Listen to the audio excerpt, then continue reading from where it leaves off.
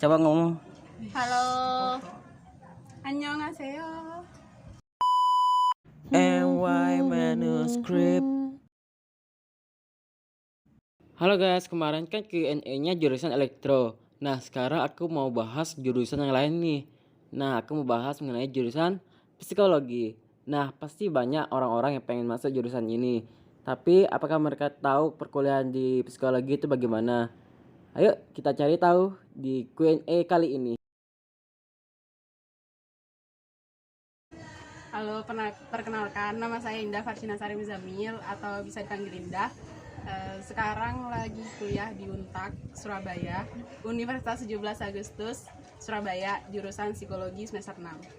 Halo, aku Arfaitsna ini. Aku kuliah di UM Surabaya dan jurusanku psikologi semester 6. Awalnya itu dulu sama sih kayak anak-anak yang lainnya, kayak daftar SNMPTN dulu. Terus habis itu gak keterima, daftar SBM juga gak terima kan, jadi langsung ikut tes mandiri kalau gak salah, mandiri di UNESA, habis itu di WINSA gak diterima juga, habis itu lanjut masuk ke Untak. Terima. Ya pasti. Pasti keterima akhirnya di Untak jurusan psikologi. Kalau aku sendiri awalnya juga daftar ke beberapa PTN, tapi hasilnya gagal. Terus akhirnya coba cari info kampus mana sih yang masih buka gitu. Terus ketemulah UM Surabaya ini, coba daftar, ikutin tesnya, habis itu lolos gitu. Alasannya salah satu jurusan yang bagus sih di Untak pas waktu itu, jadinya masih jurusan psikologi. Satu lagi, pas waktu itu mikirnya jurusan psikologi itu gak ada matematika awalnya, Terus? ternyata ada. Mantap. Statistik.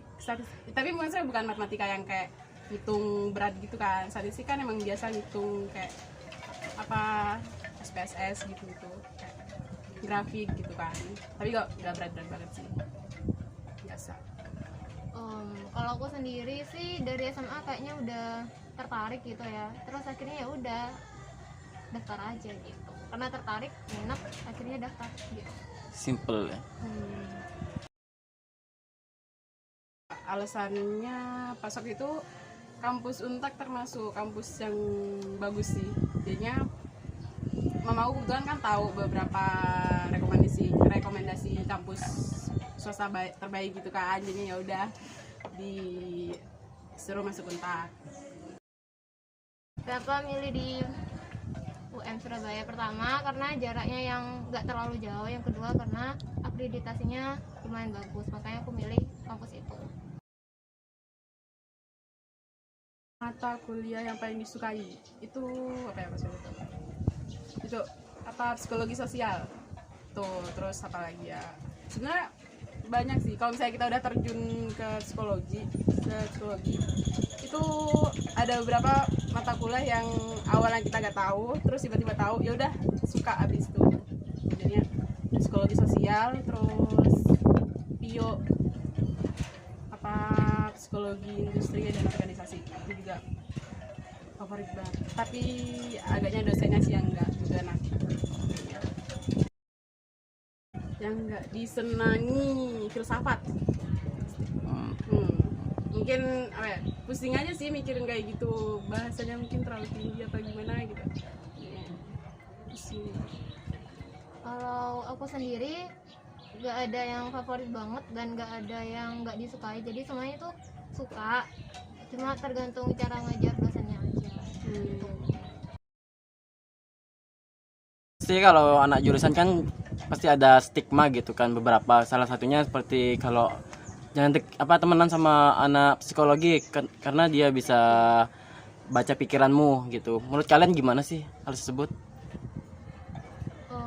Sebenarnya kalau buat baca pikiran orang sendiri enggak ya, kita cuma bisa memprediksi aja, soalnya kita memprediksi itu dari hasil asesmen yang kita punya gitu. Jadi bukan membaca tapi lebih ke memprediksi. Tambahin ya, apalagi tuh kan psikologi mempelajari tingkah laku manusia, bukan membaca pikiran manusia gitu. Mungkin banyak yang salah, kayak kita tuh anak psikologi bisa baca pikiran orang gitu kan, ternyata tuh enggak. Misalnya kita nggak bisa baca pikirannya orang, langsung baca gitu. Bukan peramal gitu ya. Ya bukan, aku Cenayang bukan. Kita tuh kayak ya benar nge-assessment gitu kan. Kita juga butuh data, orang-orang butuh data buat kita analisis gimana caranya perilaku yang tampak gitu, yang muncul. Nah, setelah kita tahu kayak perilaku kayak gitu, nanti muncullah perilaku yang selanjutnya. Pengalaman menarik pas waktu ikut study exercise ke Blitar, lapas anak.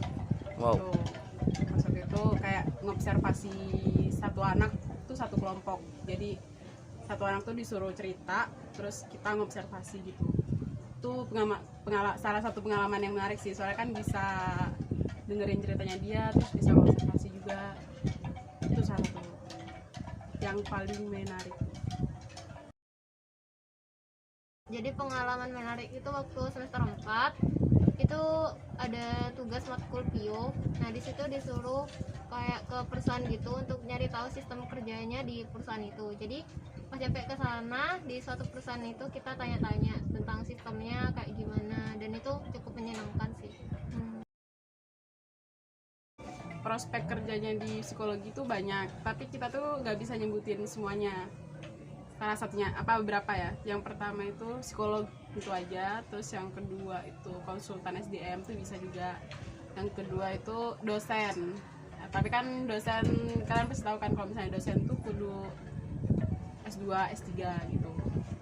Terus juga bisa jadi BK ya, dengan konseling. Kalau untuk di bidang PIO mungkin nanti prospek kerjanya bisa ke HRD. Terus kalau misalnya nanti di bidang klinis buat lulusan S1 itu bisa jadi asisten psikolog. Terus kalau misalnya ngambil bidang pendidikan mungkin nanti bisa jadi guru pendamping buat anak berkebutuhan khusus. Tapi ya nanti lanjut ke pendidikan gitu. Pernah ikut sih dulu di LMPI bagian relawan gitu, tapi cuma 1 tahun. Terus apa lagi ya, tapi kebanyakan sih kayak ya kupu-kupu, kuliah pulang gitu, gak banyak kerjaan juga. Kalau aku sendiri semester 3 pernah ikut organisasi, terus baru kemarin udah selesai. Selain itu ya udah kuliah aja gitu. Gak enak sih, maksudnya enaknya tuh kayak lebih banyak teman, terus dari mana-mana juga temennya kan. Kalau misalnya gak enaknya jadi anak kos serba pas-pasan, gak enaknya itu. Kalau misalnya enaknya ya banyak teman, terus banyak pengalaman juga, sering jalan. Kalau aku sendiri jujur enak sih, soalnya kalau buat aku yang suka beli buku yang murah, jadi nyarinya itu di Jalan Semarang, di Blauran, jadi aksesnya tuh juga cepat dibandingkan kalau aku misalnya kuliah di sini gitu. Sarannya paling itu sih, masa siap-siap ngafalin banyak teori juga. Terus juga jangan pikir kalau misalnya di psikologi tuh gak ada IPA. Tuh, di psikologi itu pasti ada mata kuliah namanya biopsikologi. Itu lumayan rumit sih kalau misalnya, menurutku juga paling rumit, kayak mempelajari neuron gitu, otak gitu. Kalau saran dari aku sendiri sih ya kayak Indah gini, jadi di psikologi itu banyak banget teori-teori, jadi kalian harus tahan banting dengan teori-teori yang ada, dan juga di sana banyak, nggak tahu sih apa lagi ya, kayaknya aku cuma stuck di teoritis. Banyak baca. Iya, Saya juga kita di sana banyak analisis. Iya, Analisis gitu. dan kita tuh keseringan dapat tugas buat analisis film. Kasus gitu. Jadinya pas juga jangan lupain materi yang awal. Itu dasar banget. Jadinya pondasi banget kalian tuh mata kelas selanjutnya. Jadinya tuh biasanya mata kuliah yang dulu itu teori-teori kepribadian itu sangat penting banget. Jadinya pondasi banget gitu kan. Jadinya harus hafal tuh biar bisa analisis gitu. Itu sih kuat ngafalin lah teori-teorinya. Iya.